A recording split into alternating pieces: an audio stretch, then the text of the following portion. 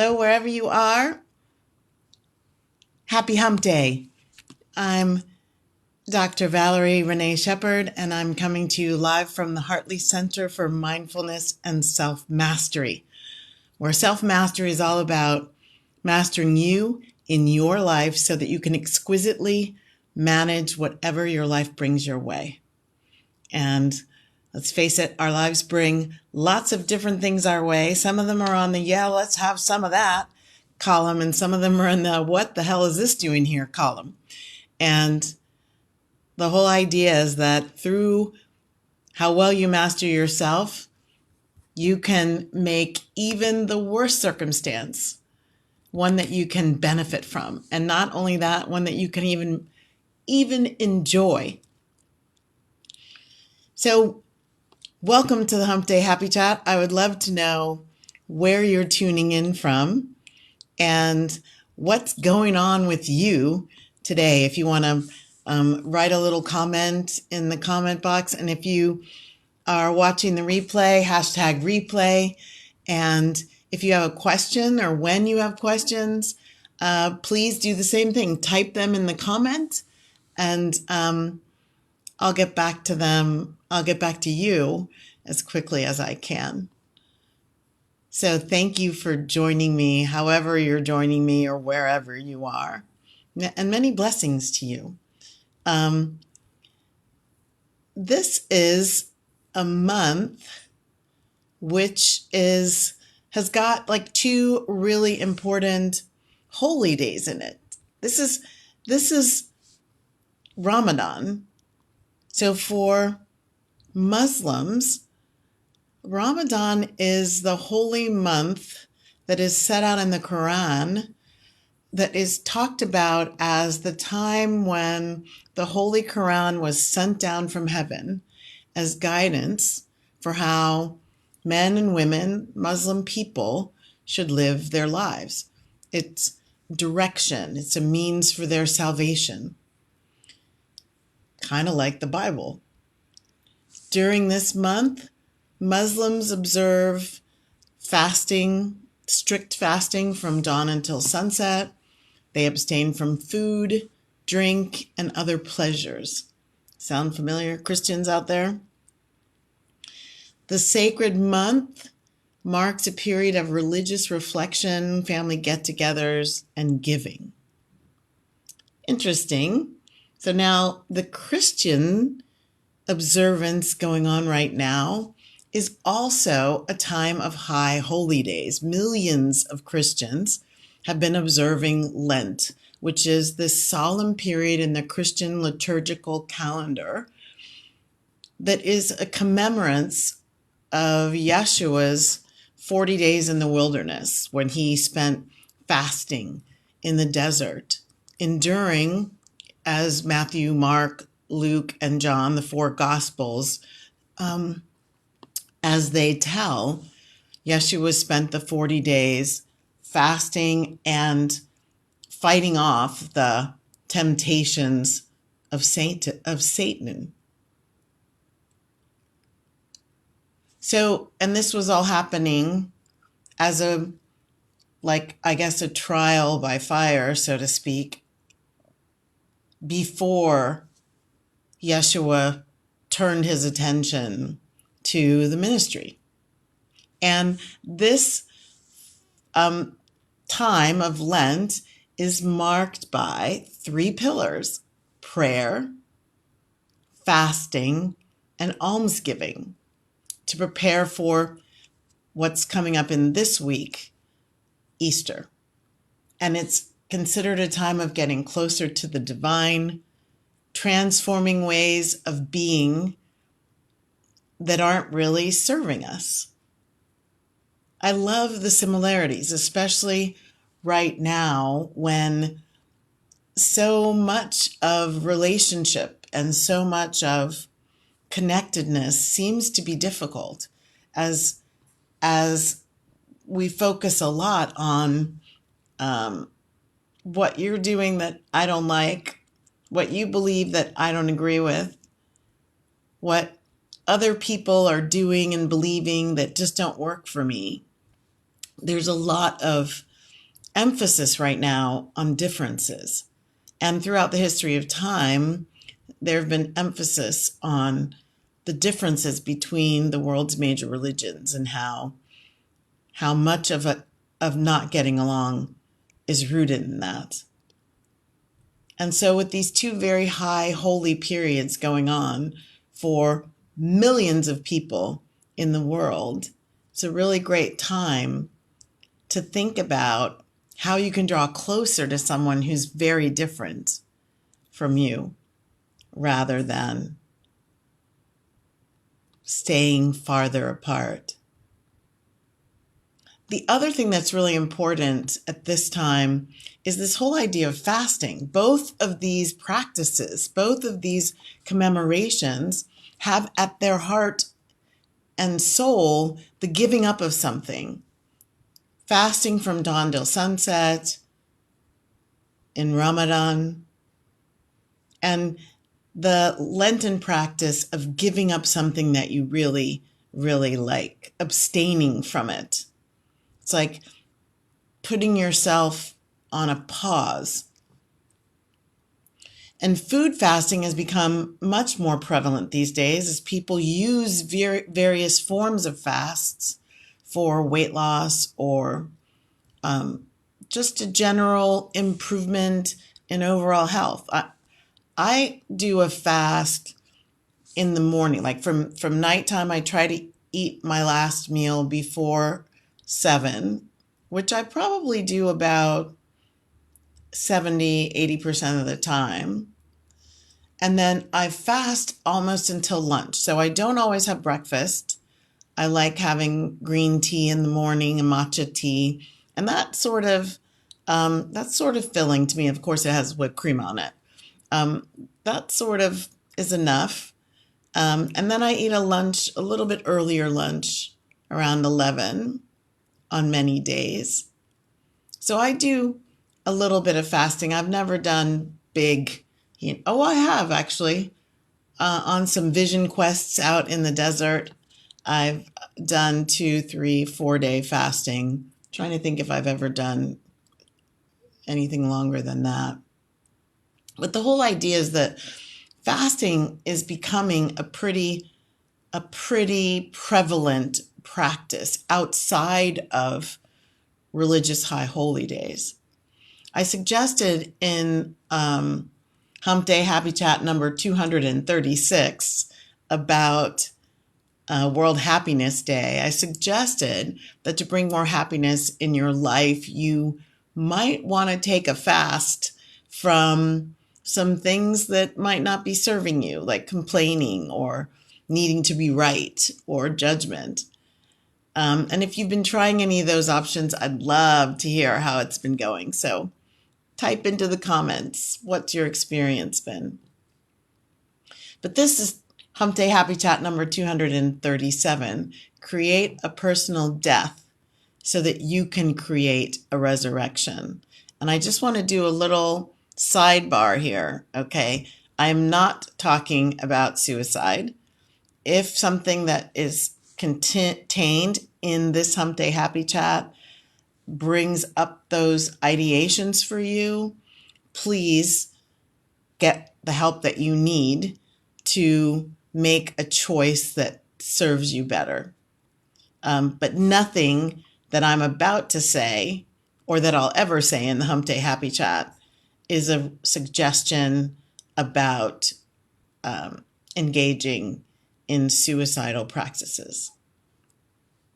Okay, disclaimer done. I'm talking about something different. I'm talking about being proactive and turning a periodic fast into a forever death of something that is not serving you. And we all have those things. We all have aspects of our lives driven by our own personalities, identities, conditioning, patterns of repeat behavior in our lives that could serve us to put them to death. You see, this whole idea of living happy to be me, which is in my book title, Living Happy to Be Me, Dancing Your Soul Lifestyle. That requires you to forever let go of low consciousness, low vibration ways of being you in your life. Low consciousness, low vibration ways of me being me in my life are the things that get in my way, that block my path, that upset me, that hold me back and keep me down. Whether that's my relationships, certain ones, or how I engage in them. Maybe that's how I am socially, what I do with social activities, social engagement, from that to raising children, breathing life into your purpose, also called work, maybe, to playing and having fun. No matter what corner, crevice, cranny of your life it could be in, you could have things that you're doing or a way that you're being that are not serving you. And it's time for the death of that aspect. Not a gruesome, horrible death, a loving, kind releasing of patterns that are holding you back and keeping you down. So the practice is to put to death, in quotations, to put to death, metaphorical death or an emotional death, your resentments, especially the ones that are so old you don't even remember what you're angry about. I had a few of those. Judgmentalness. Yep. Short-temperedness. Yep. Lack and limitation mentality. Yep. I'm like checking. These are all mine. Checking the box. Envy. Not really. And on and on.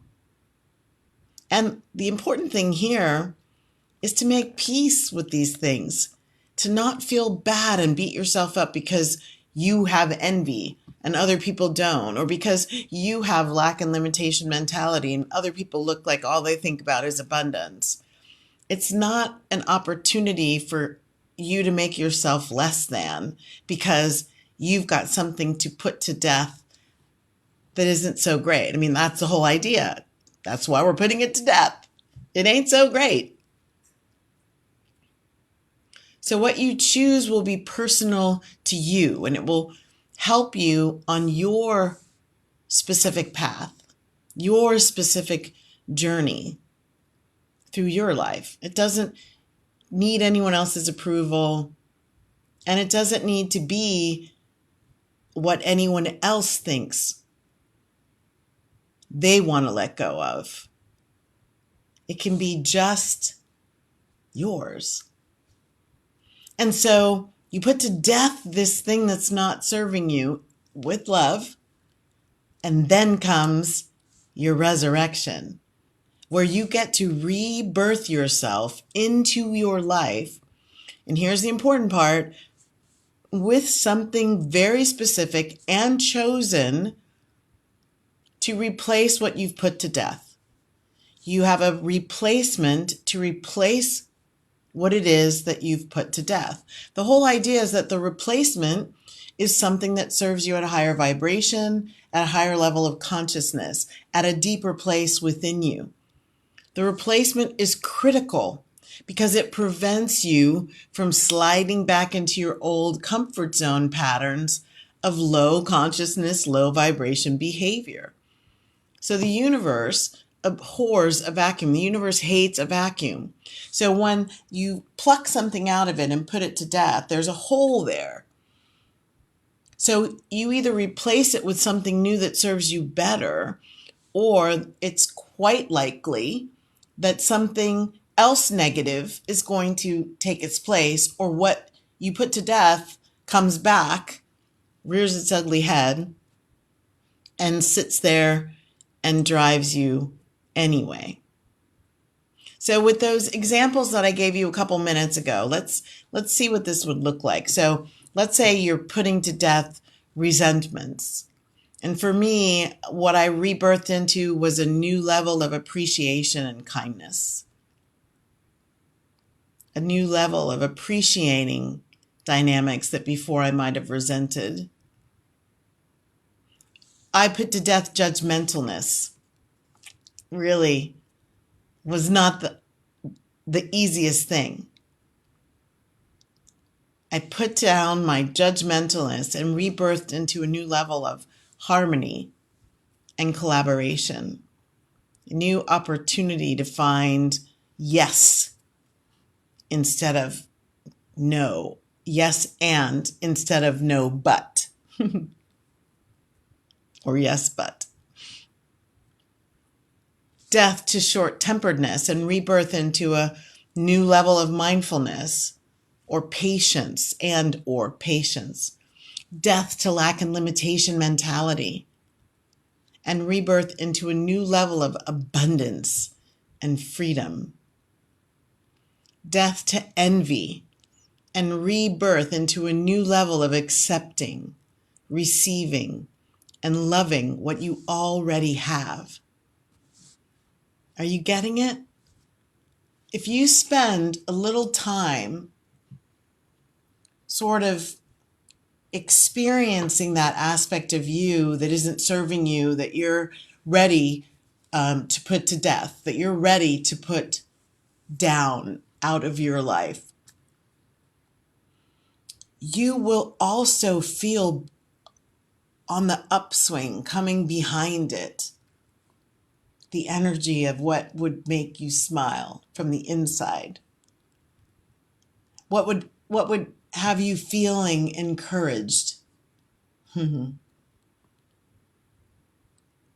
What would take you on an upward arc, a spiral up, just by spending time noticing, oh, that's not really what I want.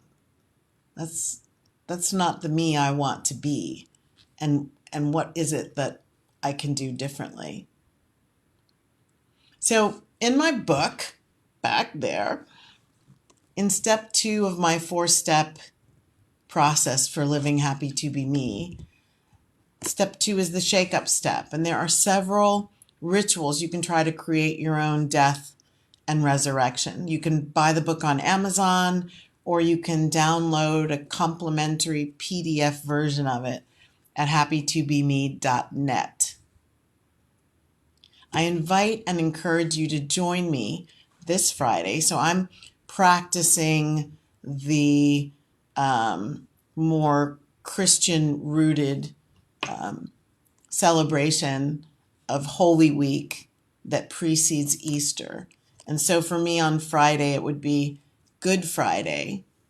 And I invite you and encourage you to, you can either join me on that day or start today, whenever you want, to put something in or about you that isn't serving you to death.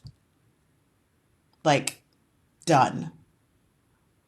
And then spend that day and Saturday sort of making peace with it being gone, like going deeper into how it hasn't served you, how it may have caused pain in your life or contributed to the way you brought pain to others. Again, this is not to beat oneself up. This is to lovingly say, I'm done with this aspect of me, and I'm spiraling to a higher aspect, higher vibration. And the beauty is when you live at a higher vibration, the world reflects that higher vibration. You attract to you the match to that vibration. And I guarantee you, at a higher vibration, you will find your match to the things that you want. At the lower vibration, you are attracting things that you don't. It's that simple. And it's a universal law, meaning you can't operate outside of it, just the same way you don't operate outside of gravity when you're in the third dimension. So when you find something that isn't serving you, put it to death. And then on Sunday, the resurrection day in the Christian liturgical calendar celebration of Easter, you could pick your rebirth day any day that you like. Rebirth a new you and a new replacement and a forever practice of breathing life into that replacement. You will feel lighter and more fulfilled as you go forward. I promise. To my Muslim friends, brothers, sisters, Ramadan Mubarak.